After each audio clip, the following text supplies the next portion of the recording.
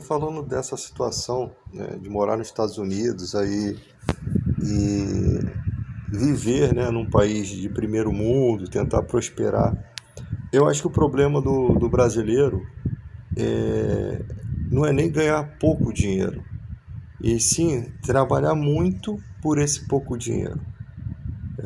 Então a pessoa trabalha muito, recebe aquele salário minguado que não consegue guardar, né, não consegue poupar, porque as despesas são grandes. E aí a pessoa acaba vivendo nesse ciclo, mas pelo menos ela está no seu país, ao lado da sua família, pelo menos ela está usufruindo de alguma coisa boa, né? Aqui, conforme é citado nos Estados Unidos, quando a pessoa vive sem o visto, né, o visto expirado, ela não consegue os melhores empregos. Ela fica numa situação de que ela não vive tão mal, né, financeiramente, mas ela não consegue alcançar objetivos grandes.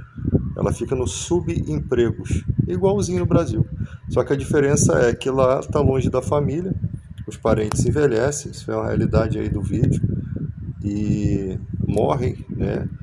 O tempo não volta, como foi bem colocado aí pelo rapaz, e realmente essa é a realidade. Que talvez se ela estivesse no Brasil, ela aproveitaria muito mais, mesmo ganhando pouco.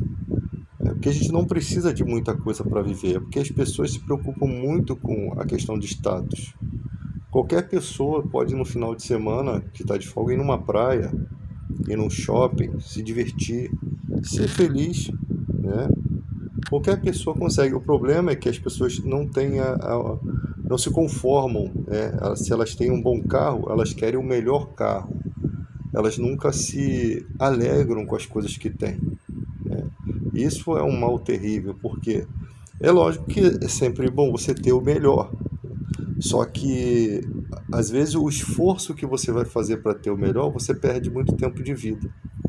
E depois, quando você alcança aquilo que era melhor, e você olha para trás, você tem novas despesas que você adquiriu por conta desse novo carro, né, que você comprou. Uma despesa grande que você não teria com aquele outro carro que era bom, que você estava conseguindo passear, né, que também tinha um conforto.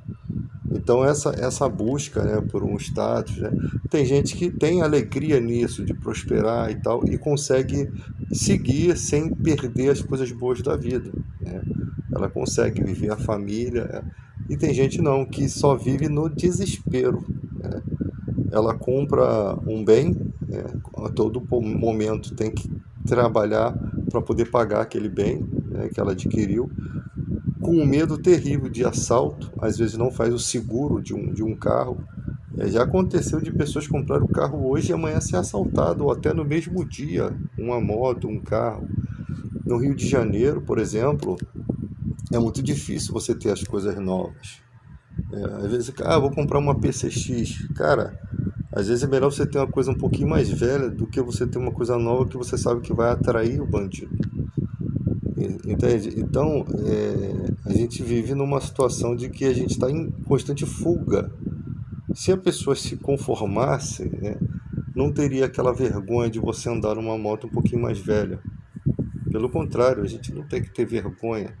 Se você chega num lugar da mesma forma que o outro, eu acho que não deveria ter esse tipo de coisa. Nós somos como crianças ainda, querendo ter o melhor lápis de cor na escola, querendo ter a melhor mochila, querendo ter o melhor sapato. A gente é como criança. E esse pensamento é muito ridículo, porque a gente não precisa de tudo isso. Se a gente conseguir respeitar as diferenças, se a gente conseguir conviver, né, sem ficar observando a vida alheia, se a gente não se importar com o que os outros pensam, a gente vive muito mais feliz. Porque no final de tudo, o que resta é você, sua esposa, seus filhos. É aquela família que é bem família mesmo, é aquilo que é mais centralizado. Você tem amigos, você tem parentes, mas o que resta mesmo é o seu teto, é aqueles que estão com você, seus animais de estimação.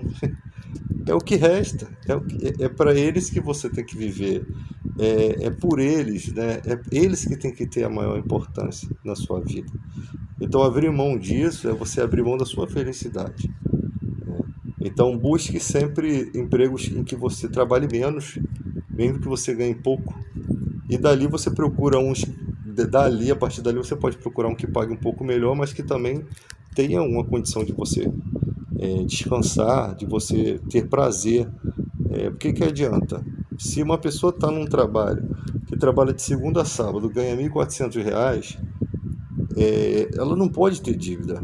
Ela não pode é, se endividar enquanto ela precisa de ter pelo menos a casa própria dela, se ela não tem, né? Muitas vezes é desesperador porque a pessoa assim não consegue nem mudar de emprego, ela fica com medo, né? Pessoas que financiam apartamentos, financiam carro e tem aquela obrigação de pagar, ela não consegue mudar de emprego, porque a todo momento tem aquela preocupação e se der errado. Então você tem que se livrar das amarras que te prendem para você primeiro pensar assim, cara, eu preciso ter uma casa própria. É o primeiro passo de uma família, é a casa própria, tá? A pessoa fala assim, não, eu vou comprar financiado, ela tem um prazer naquilo, beleza. Ela, ao invés de gastar dinheiro com besteira, ela está investindo ali num apartamento, numa casa, já é um começo.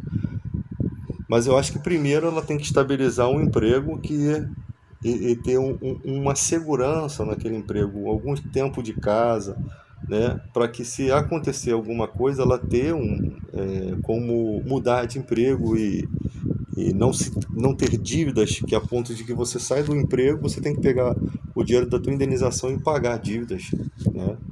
Então a pessoa que está sem casa, está morando de aluguel, ela não tem que formar primeiro as coisas, os utensílios da casa, como muita gente faz.